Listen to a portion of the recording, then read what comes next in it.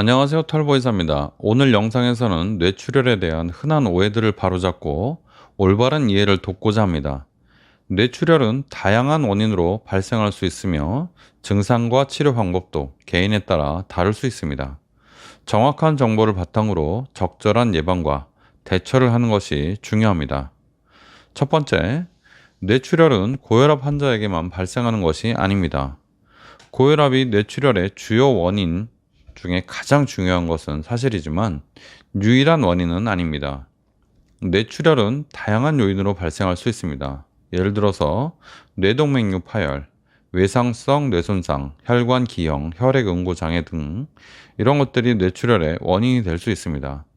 또한 약물 사용, 특히 항응고제나 혈전용해제 사용도 뇌출혈 위험을 증가시킬 수 있습니다. 따라서 고혈압이 없다고 해서 뇌출혈의 위험에서 완전히 자유로운 것은 아닙니다.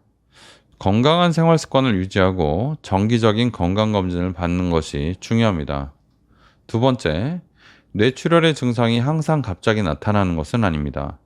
많은 사람들이 뇌출혈의 증상이 항상 갑자기 나타난다고 생각하지만 실제로 그렇지 않을 수 있습니다.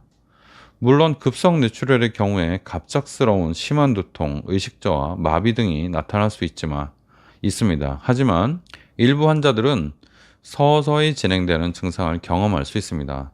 예를 들어서 며칠 동안 서서히 심해지는 두통, 그리고 어지러움, 점차 뭔가 뇌 기능이 떨어져 가는 것 같은 그런 증상이 있을 수 있습니다. 따라서 갑작스러운 증상의 진행뿐 아니라 서서히 진행되는 증상도 주의를 기울여야 됩니다. 세 번째, 두통이 없더라도 뇌출혈일 수 있습니다.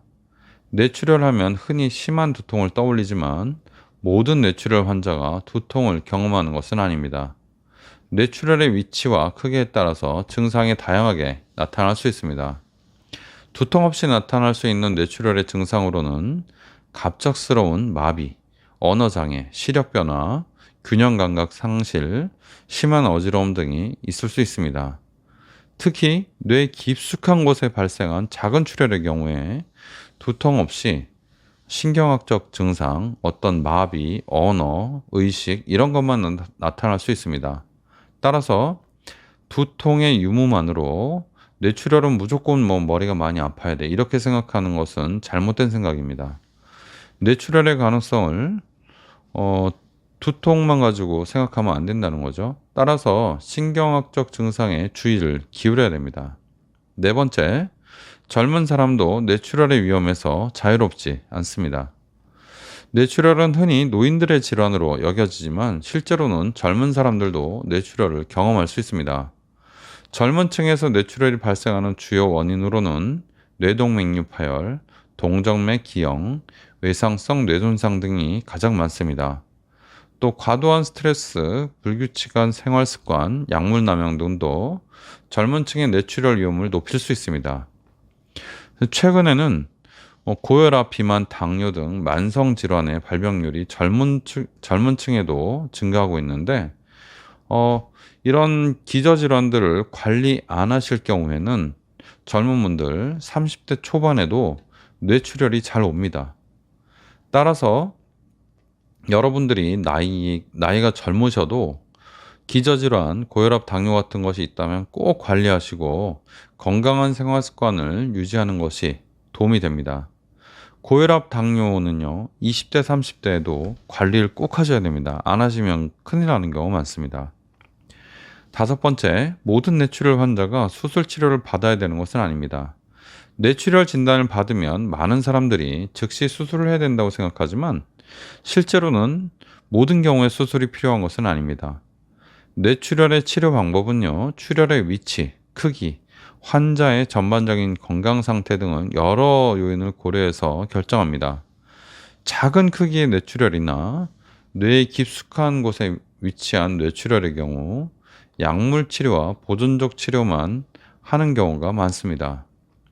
반면에 큰 뇌출혈이나 뇌압 상승이 심한 경우, 즉 생명이 위태로운 경우에는 반드시 수술을 할 수밖에 없죠. 안 하면 그냥 죽으니까요. 안 하면 장애가 많이 생기니까요. 따라서 뇌출혈의 진단을 받았다고 해서 무조건 수술을 해야 된다고 생각하기보다는 전문가의 의견대로 적절한 치료 방법을 결정하는 것이 좋습니다. 오늘의 정리를 해드려 보겠습니다. 뇌출혈은 복잡하고 다양한 양상을 보이는 질환입니다.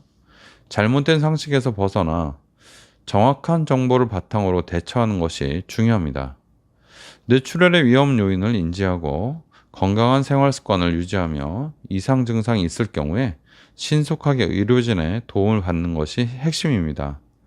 뇌출혈은 예방은 고혈압 당뇨를 잘 관리하는 게 제일 중요합니다.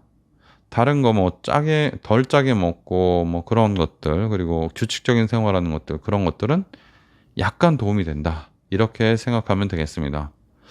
오늘은요, 뇌출혈에 대해서 좀 말씀드려 봤습니다. 털보의사였습니다.